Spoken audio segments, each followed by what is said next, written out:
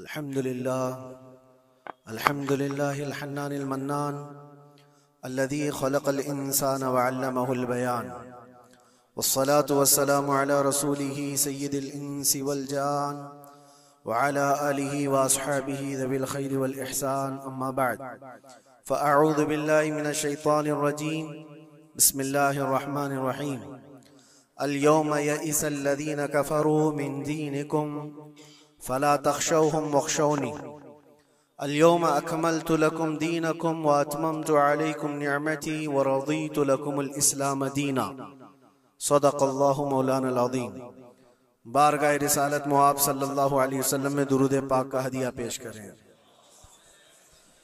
अल्लाहुम्मा सल्लि अला सय्यिदिना व मौलाना मुहम्मदिन मअदनिल जूदि वल करम व आलिहि व अस्हाबिहिल किराम व इब्निहिल करीम व बारिक व सल्लिम सलातन दाइमतन सरमदन अबदा। आज 9वीं ज़िलहिज्जा है, जिसको यौम अरफा कहा जाता है। आज के दिन कुरान अजीम की सबसे आखिरी आयत नाजिल हुई। कुरान आज मुकम्मल हो चुका था। अल्लाह के नबी सल्लल्लाहु तआला अलैहि वसल्लम आखिरी हज फरमा रहे थे, जिसको हज्जतुल विदा कहा जाता है। हुजूर पाक सल्लल्लाहु तआला अलैहि वसल्लम हज के दौरान थे और अरफा का दिन था, और इत्तेफाक ऐसे कि अरफा का दिन वो भी जुमा का ही था। जैसे आज हम यौम अरफा जुमा के दिन मना रहे हैं, यह हसीन मुनासबत जो है हुजूर पाक सल्लल्लाहु तआला अलैहि वसल्लम के उस हज के साथ भी थी। हुजूर ने जो हज फरमाया वो अरफा का दिन जुमा का था, और यह आयत नाजिल हुई अल यौम यइसल लज़ीना कफ़रू मिन दीनिकुम फला तख़शौहुम वख़शौनी। आज के दिन कुफ़ार और मुशरिकीन काफिर मायूस हो गए तुम्हारा दीन जो गालिब आने वाला है। अल यौम अकमलतु लकुम दीनकुम, अल्लाह ताला फरमाते फला तख़शौहुम वख़शौनी, और तुम उनसे न डरो, मुझसे डरो। और आज के दिन मैंने तुम्हारा दीन मुकम्मल कर दिया। व रज़ीतु लकुमुल इस्लाम दीना, और तुम्हें इस्लाम देकर मैं राजी हुआ। इस तरह की बात किसी भी दीनी किताब में पहले की नहीं आई। यहूदियों के बड़े बड़े आलिम ये कहते थे कि अगर ऐसी आयत हमारी किताब में आई होती तो हम उसको ईद का दिन मना लेते, जिसमें अल्लाह ने ये फरमाया हो कि मैंने तुम्हारा दीन कंप्लीट कर दिया, तुम्हारा दीन मुकम्मल हो गया। इसमें कोई चीज बाकी नहीं रही इस दीन के अंदर कि कोई और नबी आएगा और उसको कंप्लीट करेगा। पहले आदम अलैहिस्सलाम से लेकर ईसा अलैहिस्सलाम तक जितने भी नबी आए, उनकी शरीयतें उनके जमाने के लिए खास थी। उनके कुछ उम्मती थे, कुछ इलाके थे, वहां तक के लिए उनकी शरीयत थी, उनके कानून थे, उनके लॉ थे। जो किताब तौरात उतरी वो मूसा अलैहिस्सलाम पर, उनका जमाना खास था। दाऊद अलैहिस्सलाम पर जबूर शरीफ, वो भी जमाना खास था, महदूद लोग थे, सबके ऊपर नहीं थी। ईसा अलैहिस्सलाम पर इंजील उतरी, जिसको बाइबल कहते हैं, ये उनके जमाने के लिए खास थी, एक इलाके के लिए भी खास रही। जहां जहां तक वो लोगों का उसका पैगाम पहुंचता रहा, उन लोगों के लिए थी। लेकिन मोहम्मद रसूलुल्लाह सल्लल्लाहु तआला अलैहि वसल्लम पर जो कुरान उतरा, नबी भी आखिरी और किताब भी आखिरी। इसके बाद किताब तो क्या, अब कोई आयत भी कयामत तक नहीं आने वाली, किसी पर कोई आयत नहीं आने वाली। ये किताब मुकम्मल हुई। लेकिन कुरान पाक के उतरने का भी जो अंदाज है, वो डायरेक्ट हुजूर पाक सल्लल्लाहु तआला अलैहि वसल्लम पर पूरी किताब नहीं उतारी गई। तकरीबन 23 साल लगे। कभी एक आयत आती, कभी 2 आयतें, कभी 5 आयतें। मौके के एतबार से हजरत जिब्राइल अलैहिस्सलाम कुरान की आयतें लेकर उतरते थे और हुजूर पाक सल्लल्लाहु अलैहि वसल्लम को सुनाते थे, जिसको कहते हैं वही उतरना, वही का उतरना। ये कुरान पाक के नाजिल होने का जो प्रोसेस है वो 23 साल लग गए, 23 इयर्स। और 23 साल के बाद कुरान कंप्लीट हुआ। जब हुजूर पाक सल्लल्लाहु अलैहि वसल्लम की उम्र मुबारका 40 साल की थी, उस वक्त कुरान उतरना शुरू हुआ। जब आपकी उम्र मुबारका 63 साल की हुई तो कुरान कंप्लीट हुआ। और कंप्लीट किस दिन हुआ? यौम अरफा, जुमा के दिन, जो आज का दिन था। कुरान मुकम्मल हो गया। और आखिरी आयत ये नाजिल हुई, आखिरी आयत ये थी कि अल्लाह फरमाता है आज के दिन मैंने तुम्हारा दीन मुकम्मल कर दिया और अपनी नियामतें तमाम कर दी और तुम्हें इस्लाम देकर राजी हुआ। एक बड़ी अजीब बात मैं आपको बताऊं, ये अरफा का दिन जो रसूल पाक सल्लल्लाहु अलैहि वसल्लम के हज का था, रिवायत में तकरीबन 1,20,000 के करीब सहाबा हुजूर के साथ हज कर रहे थे। एक बहुत बड़ा मजमा, उस जमाने में 1,20,000 लोगों का जमा होना। हुजूर पाक सल्लल्लाहु तआला अलैहि वसल्लम के साथ हर जगह, हर इलाके के लोग शामिल हुए और सहाबा वहां पर मौजूद थे। और हुजूर ने एक दस्तूर अता किया, एक कानून अता किया, जो आपका आखिरी खुतबा है, वो पूरी दुनिया के लिए मिसाल राह है। हुजूर ने जो अपना आखिरी खुतबा दिया था हज्जतुल विदा का, जिसमें जिंदगी गुजारने के ऐसे उसूल जो इससे पहले किसी ने दिए नहीं थे, वो सब के लिए फिट बैठते हैं आज भी। हुजूर ने फरमाया था औरतों के हुकूक पर, बच्चों के हुकूक पर, बूढ़ों के साथ मामलात पर, गुलामों के साथ सुलूक पर, सूद की हुर्मत पर, बहुत सारी ये तमाम चीजों का मजमुआ एक खुतबा था हुजूर का आखिरी खुतबा। जब हुजूर ने ये खुतबा दिया और सारी बातें बयान की तो सहाबा तो खुश थे इस आयत के उतरने के बाद कि कंप्लीट हो गया कुरान, हमारा दीन मुकम्मल हो गया आज। ऐसा नहीं कि अभी और कोई हुक्म आने वाला है, जो आना था हो गया। तो सहाबा खुश थे, लेकिन हजरत अबू बकर सिद्दीक रज़ियल्लाहु ताला अन्हु रो रहे थे। एक किनारे पर आप जाकर के रो रहे थे। सहाबा ने आपसे पूछा कि आज तो हमारा दीन कंप्लीट हुआ, मुकम्मल हुआ और कुरान मुकम्मल हुआ है, तो आपको रोने की वजह क्या है, क्या जरूरत है? आपने फरमाया दीन तो मुकम्मल हुआ, कुरान भी कंप्लीट हुआ, लेकिन इसके बैकग्राउंड में तुम ये क्यों नहीं सोचते कि अब हुजूर पाक की जिंदगी का भी जो मकसद था वो मुकम्मल हो गया, अब हुजूर हमारे साथ नहीं रहेंगे। शायद हुजूर पाक सल्लल्लाहु तआला अलैहि वसल्लम इसके बाद ज्यादा हमारे दरमियान ना रहे, क्योंकि वो अल्लाह के रसूल थे। रसूल अपना पैगाम पहुंचाने के बाद फिर अपने रब के पास चला जाता है। ये बहुत गहरी सोच थी सिद्दीक अकबर रज़ियल्लाहु ताला अन्हु की। और हुआ भी ये कि इस हज के बाद हुजूर सल्लल्लाहु ताला अलैहि वसल्लम वापस मदीना तशरीफ ले गए और सिर्फ 2 महीने के बाद हुजूर पाक का विसाल हुआ। अपने हज के बाद नबी पाक सल्लल्लाहु ताला अलैहि वसल्लम 2 महीने तक मदीने में रहे, उसके बाद आप रहलत फरमा गए। आज बताना ये है कि ये दिन ऐसा है अरफा का जो हैबत तारी करता है। कुरान कहता है अल-यौमा यइसल्लज़ीना कफरू मिन दीनिकुम, आज के दिन कुफ्फार तुम्हारे दीन से मायूस हो गए कि कुछ नहीं बिगाड़ पाएंगे इस दीन का, जो करना था सब करके देख लिया। आज के दौर में आप सोचते होंगे कि मेरे दीन का फ्यूचर क्या है, दीन इस्लाम की हिफाजत कैसे हो सकती है? कोई फिक्र की बात नहीं। कुरान पाक 1400 साल पहले ये बयान कर रहा है, काफिर मायूस हो चुके, कुछ नहीं कर सकेंगे, कुछ नहीं कर सकेंगे, तुम्हारे दीन से मायूस हो गए। और फिर रब ताला उसके फौरन बाद फरमाता फला तख्शौहुम वख्शौनी, तुम उनसे मत डरा करो, मुझसे डरो। अल्लाह इस दीन का हाफिज और नासिर और मददगार है। हम जैसे बहुत आएंगे जाएंगे और दीन को नुकसान पहुंचाने की कोशिश करने वाले भी बहुत से आएंगे और जाएंगे, मगर ये अल्लाह का चिराग है, फूकों से नहीं बुझाया जा सकता। इसकी रोशनी कभी खत्म नहीं होगी। अल्लाह ताला इसका हाफिज है, नासिर है। अरफा का दिन हैबत तारी करने वाला क्यों है? वो एक मैदान है। सुनो हदीस पाक, अल्लाह के नबी सल्लल्लाहु तआला अलैहि वसल्लम क्या फरमाते हैं? अन जाबिर रज़ियल्लाहु तआला अन्हु क़ाल क़ाल रसूलुल्लाह सल्लल्लाहु अलैहि वसल्लम मा मिन यौमिन अफ़ज़लु इंदल्लाहि मिन यौमि अरफा यंज़िलुल्लाहु इला समाई दुनिया फयुबाही बि अहलिल अर्दि अहल समाई फयक़ूल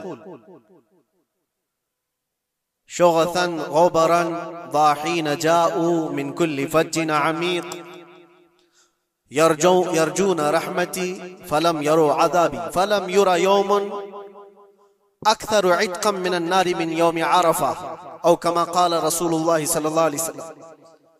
हज़रत जाबिर रज़ी अल्लाह तआला अन्हु फरमाते, हुजूर सल्लल्लाहु अलैहि वसल्लम फरमाते हैं, अरफा के दिन से ज्यादा अफजल कोई दिन अल्लाह के नजदीक मैंने नहीं देखा। आज के दिन से ज्यादा अफजल दिन देखा नहीं। अल्लाह तबारक व तआला आसमान वालों को बता करके जमीन वालों पर फख्र फरमाता है। ये जमीन वाले कौन है? हम लोग।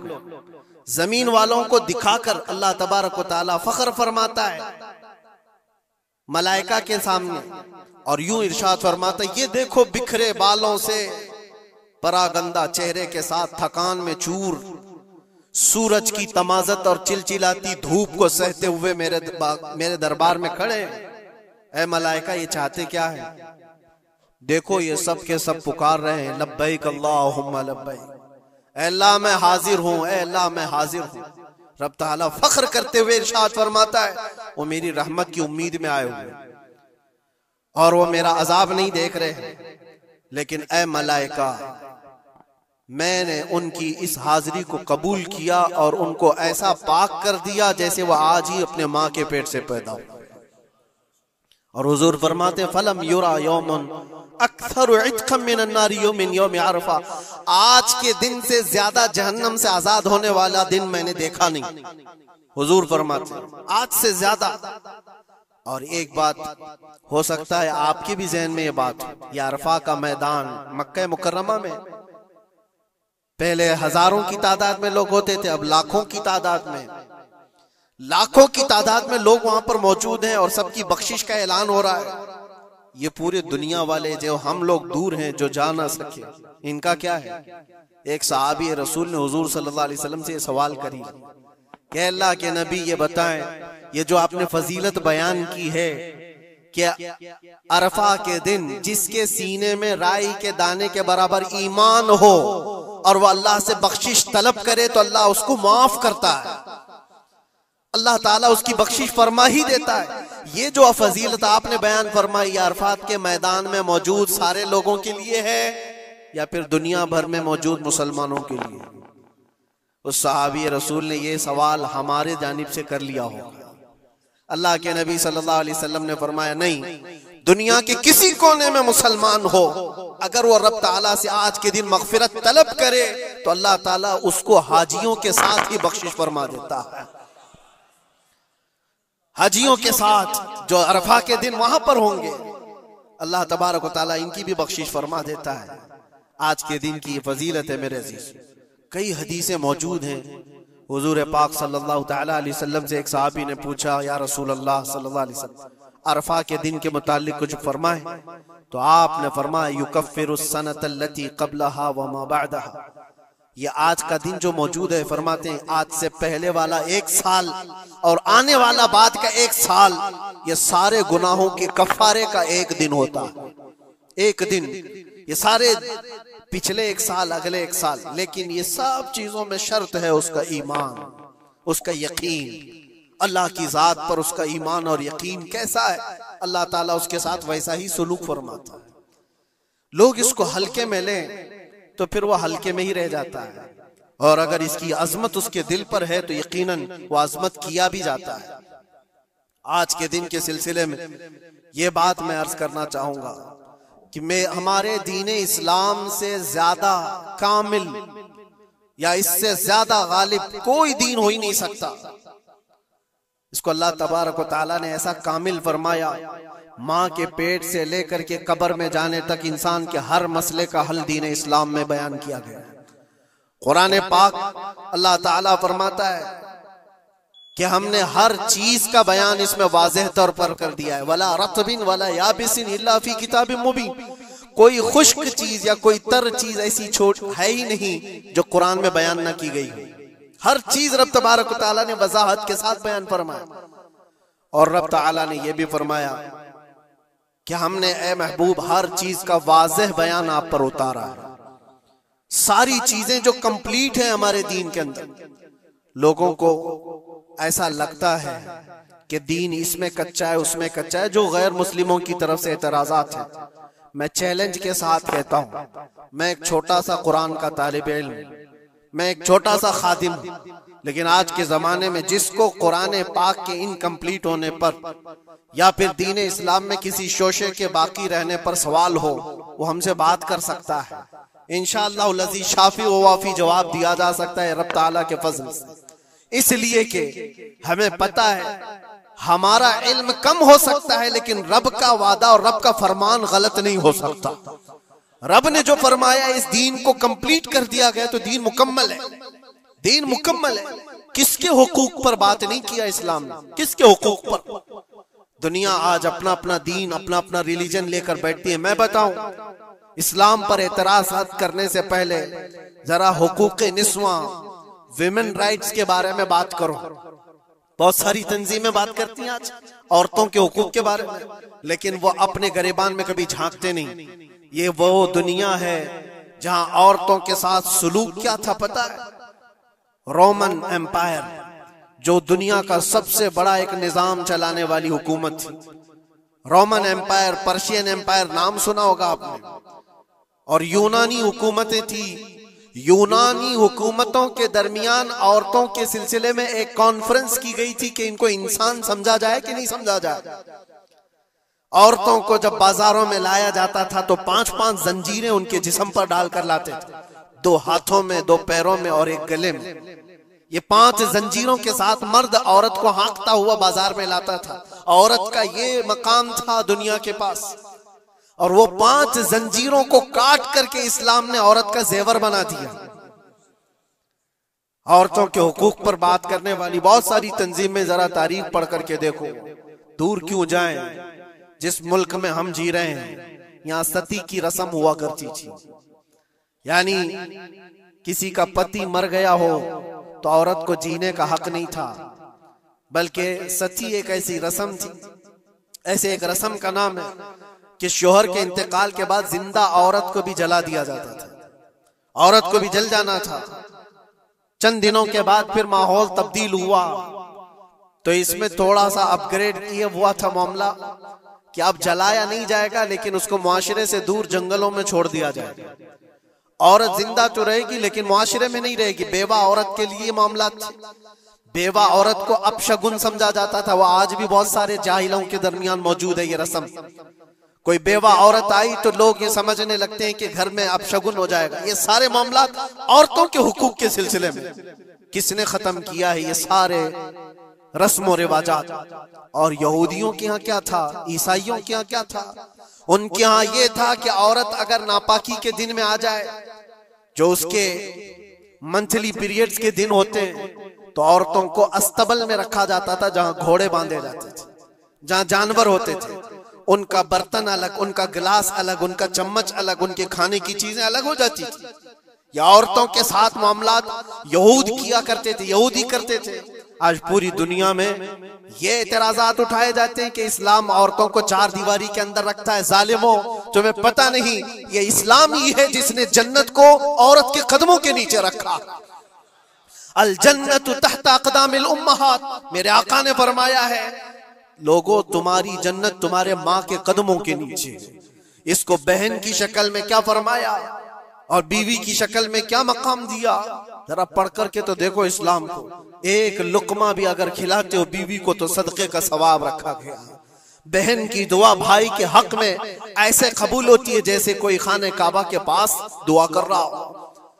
और बेटी की दुआ, बेटी के लिए क्या फरमाया? मेरे आका फरमाते हैं जिसने अपनी एक बेटी की परवरिश की और उसको सही जगह पर शादी करके दिया, मेरे आका फरमाते हैं उस पर मेरी शफाअत वाजिब है, उस पर जन्नत है। ये औरतों के हुकूक इस्लाम ने दिए, कहां से उठाकर कहां रख दिया। और जो बेवाओं के साथ सुलूक था, बेवा को अपशगुन माना जाता था। 1-2 नहीं 10-10 बेवा औरतों से मेरे आका ने निकाह फरमाया। सैयदुल अंबिया हैं, सैयदुल रसूल हैं। अरे हुजूर पाक सल्लल्लाहु अलैहि वसल्लम चाहते ना तो बड़े बड़े बादशाहों की बेटियां हुजूर के हरम में आ जाती। हुजूर पाक सल्लल्लाहु ताला अलैहि वसल्लम के निकाह में आती हुजूर अगर चाहते। और अरब लोग ये पेशकश कर भी चुके थे। अरब जो है आकर हुजूर से कहे भी थे कि तुम जवान हो मोहम्मद, अगर तुम चाहो तो सबसे हसीन लड़कियां दुनिया की तुम्हारे पास लाकर रख देंगे। सबसे हसीन लड़कियां, सबसे मालदार लड़कियां, किसी बादशाह की बेटी हो या किसी बहुत बड़े अमीर जाति हो, कोई अमीर जाति हो, दोशीजा हो, तुम्हारे यहां लाकर रख देंगे। अरबों ने कहा था बस एक शर्त है, तुम ये दीन की दावत देना छोड़ दो, तुम ये इस्लाम की बात करना छोड़ दो, तुम्हारे लिए हर तरह का हुस्न लाकर रख दिया जाएगा। मेरे आका ने उनकी इस पेशकश को ठुकरा करके 25 साल की उम्र में 40 साल की बेवा से निकाह फरमाया था। ये हुजूर पाक सल्लल्लाहु तआला अलैहि वसल्लम ने औरतों के हुकूक नहीं बयान फरमाए, और आखिरी खुतबे में भी हुजूर ने ये हुकूक बयान किए अपने जाने से पहले। औरतों के मामलात में मैं तुमको अल्लाह से डराता हूं कि उनके साथ हुस्ने सुलूक करो। इस्लाम में कोई चीज बाकी नहीं छोड़ी हुजूर। ये आखिरी खुतबा था हुजूर का आज के दिन, अरफा के दिन हुजूर ने ये फरमाया था कि आज के दिन मैं ऐलान करता हूं, कोई गोरा काले से अफजल नहीं, कोई अरबी अजमी से अफजल नहीं, तुम सब के सब कुल्लुकुम मिन आदम व आदम मिन तुराब, तुम सब के सब आदम से पैदा किए गए हो और आदम को मिट्टी से बनाया गया। ये हुजूर पाक सल्लल्लाहु अलैहि वसल्लम ने फरमाया इक्विलिटी, बराबरी, यकसा हुकूक। दुनिया जो कहती है कि सबको बराबर के हुकूक होना चाहिए, ये सब ढकोसले हैं, दावे हैं, किसी के यहाँ कोई बराबरी नहीं। बराबरी किसको कहते हैं पता है? बराबरी इसको कहते हैं कि ईरान से किसरा का कोई कासिद आया था मदीने में हजरत उमर के जमाने में, ये ढूंढने के लिए कि बादशाह का महल कहाँ है। मदीने में लोगों से पूछा कि तुम्हारा बादशाह रहता कहाँ है, तो लोग हंस करके कहे हमारा बादशाह होता ही नहीं। कहा फिर क्या होता है? कहा अमीरुल मोमिनीन। कहा अच्छा वही अमीरुल मोमिनीन, उसका महल कहाँ होता है? फिर लोग हंस पड़े, कहा उसका महल नहीं होता है, उसका महल ही नहीं होता है। कहा फिर कहाँ है? कहा देखो वो पीपल के झाड़ के नीचे सो रहा होगा। ईरान का कासिद आया हुआ है जिनकी पूरी फौज में सरसरी छा जाती थी उमर इब्न खत्ताब के नाम से, वो पीपल के झाड़ के नीचे सो रहा है। वो आया और जाकर के देखा तो एक दरख्त के नीचे हज़रत उमर फारूक नंगी पीठ आराम फरमा रहे। बराबरी की बात ये दुनिया करती है, लेकिन कोई इक्विलिटी किसी का नहीं है। हमने बहुत सारे मुल्क देखे, बहुत सारी जगहों पर हमने देखा है अमीरों के लिए अलग कानून है, गरीबों के लिए अलग कानून है। बादशाह का बेटा जुर्म करे तो उसके लिए 100 खून माफ है। गरीब अगर छोटी सी भी जुर्म करे तो सालों वो सलाखों के पीछे रह सकता है। ये इक्विलिटी की बात दुनिया करती है, और इस्लाम जिस इक्विलिटी की बात करता है वो क्या है? नबी पाक सल्लल्लाहु तआला अलैहि वसल्लम अपने आखिरी दिनों में, ये आखिरी दिन है, सहाबा को जमा करके फरमाते हैं कि मेरे जाने का दिन करीब आ चुके, तुम में से किसी का कोई हक बाकी है तो मुझसे ले सकता है। कोई हक बाकी है, वो सैयदुल अंबिया है, जिनकी एक जुबान पर अल्लाह तबारक व तआला किसी को जन्नत अता करे। वो रसूल कहता है कि तुम में से किसी को कोई हक बाकी है तो ले सकता है। सहाबा खामोश थे, लेकिन एक सहाबी खड़े हो गए, कहा मेरा एक हक बाकी है। ऐसा भी एक दीन है, हुजूर से कहते मेरा हक बाकी है। हुजूर ने फरमाया क्या बाकी, आज ले सकते हो। उन्होंने कहा पैसा नहीं, दौलत नहीं। एक बार याद है जंग में जाने के वक्त आप सफ़े दुरुस्त कर रहे थे, सफ़े दुरुस्त करते हुए मैं थोड़ा सफ से आगे आ गया था और आपके हाथ में छड़ी थी और आपने मुझे छड़ी से मारा था और मैं आज वो बदला लेना चाहता हूं। अल्लाह अकबर, रोंगटे खड़े हो जाते हैं सुनकर। उन्होंने जैसे ही कहा सहाबा की गर्दनें तन गई। कहा कौन है जो सैयदुल अंबिया से बदले की बात करता है? हजरत उमर तलवार निकालते। हुजूर ने फरमाया खामोश उमर, ये इस्लाम है, ये इस्लाम है, अंदर रखो। और साहबी से कहा इजाजत है, तुम बदला ले सकते हो। हुजूर पाक सल्लल्लाहु तआला अलैहि वसल्लम खड़े हो गए। वो साहबी आगे आए और कहा कि मैं बदला इस सूरज में लूंगा कि जिस वक्त आपने मुझे मारा था उस वक्त मेरे बदन पर कोई कपड़ा नहीं था, मैं सिर्फ लुंगी पहना हुआ था, तहबंद थी, ऊपर का जिस्म मेरा खुला हुआ था, मेरे जिस्म पर कोई लिबास नहीं था, ऊपर सिर्फ तहबंद पहना हुआ था। मैं चाहता हूं कि आप भी सिर्फ तहबंद पर हो, आपका जुब्बा निकाल दीजिए आप। हुजूर पाक सल्लल्लाहु अलैहि वसल्लम ने कोई ताखीर नहीं फरमाई, फौरन अपना जुब्बा उतार दिया। सहाबा देख करके हैरत ज़दा थे, सबके जिस्मों पर कपकपी थी, ये कौन बंदा है, महबूबे खुदा की बारगाह में इस तरह की बात करता है। अल्लाह तबारक व तआला जिसके लिए हुक्म फरमाए, जिब्राइल जिसके कदमों का बोसा ले, आज वो सैयदुल अंबिया के सामने बदले की बात कर रहे हैं। सब हैरत ज़दा थे, लेकिन फरमान था मुस्तफा का, किसी ने कुछ नहीं कहा। हुजूर ने जुब्बा उठा दिया, वो सहाबी बढ़ कर के आए, पीछे की तरफ आए और हुजूर पाक के दो कंधों के बीच में जो मोहरे नबुव्वत थी उसको चूम करके बोसे लेने लगे और कहा, फुस्तु बिरब्बिल काबा, रब्बे काबा की कसम, मैं अपनी मुराद को पहुंच गया। कहा बस ये बदला लेना था कि हुजूर पाक सल्लल्लाहु अलैहि वसल्लम के दोनों कंधों के बीच में मोहरे नबुव्वत थी जो सूरज से ज्यादा चमकती थी। वो साहबी कहते हैं महीनों से, सालों से मुझे इसका इंतजार था कि एक बार मोहरे नबुव्वत देख लूं। मैंने ये रास्ता इख्तियार किया सिर्फ मोहरे नबुव्वत को चूमने की। वाकया तो अपनी जगह पर, लेकिन हुजूर सैयदुल अंबिया ने अपने आप को जो पेश फरमाया, बताओ कोई इससे ज्यादा इक्वलिटी की बात कर सकता है? कोई आए जवाब देने के लिए जनता के सामने तो पता चले वो सिर्फ दीन इस्लाम है। आज के दिन हुजूर का ये खुतबा भी था। हुजूर ने फरमाया, जाहिलियत की जितनी रस्में थी आज मैं उनको पैरों से रौन देता हूं। हुजूर ने फरमाया, सबको मैंने रौन दिया और जितने भी सूद के मामलात थे मैंने सबको खत्म कर दिया। सूद को हुजूर ने हराम फरमाया। मुसलमानों, इस बुरी बला में कभी ना पड़ना, इसलिए कि मैंने अपने मुताले में देखा इससे ज्यादा हिलाकत वाली चीज किसी के बारे में मैंने नहीं सुना। सूद का एक लुकमा खाने पर जितनी वईद आई है, जितनी खतरनाक वईद आई है, इससे ज्यादा मैंने नहीं देखा। हुजूर पाक सल्लल्लाहु अलैहि वसल्लम फरमाते, जो सूद का एक लुकमा खाया गोया के खाने काबा के सामने वो अपनी मां से जिना करने के बराबर। मुसलमानों के लिए है ही नहीं चीज, जिसको आप कोई भी नाम दे दे, लेकिन सूद से ऐसे बचो जैसे आग से बचते हो। आज के दिन के ये पैगामात थे मेरे आका सल्लल्लाहु अलैहि वसल्लम के। ये खुतबा हज्जतुल विदा का आपको भी चाहिए कि पढ़े और दूसरों तक भी इसको फैलाएं। रब तबारक व तआला ने जो हमारे लिए बशारत अता फरमाई, इससे ज्यादा खुशी का दिन भी कोई नहीं। आज ऐ मुसलमानों फख्र करो, जिस दीन पर तुम हो वो कंप्लीट दीन है, इसमें किसी भी तरह की कोई कमी की गुंजाइश ही नहीं, ला रैब फीह, इसमें कोई शक की गुंजाइश नहीं। तुम फख्र करो इस बात पर कि अल्लाह ताला ने तुम्हें दीन इस्लाम में पैदा किया है और आखिरी रसूल की उम्मत में बनाया है। जिस दीन को अल्लाह ने खुद फरमाया कि तुम्हें देकर मैं राजी हुआ, उस दीन में अल्लाह ने तुम्हें पैदा किया। अब बस ये दुआ करते हुए जाओ, ऐ अल्लाह तूने इस इस्लाम में पैदा तो किया है, बस हमारी आखिरी सांसें भी इस्लाम पर अता फरमा। व आखिरु दावाना अनिल हम्दुलिल्लाहि रब्बिल आलमीन। अस्सलाम वालेकुम।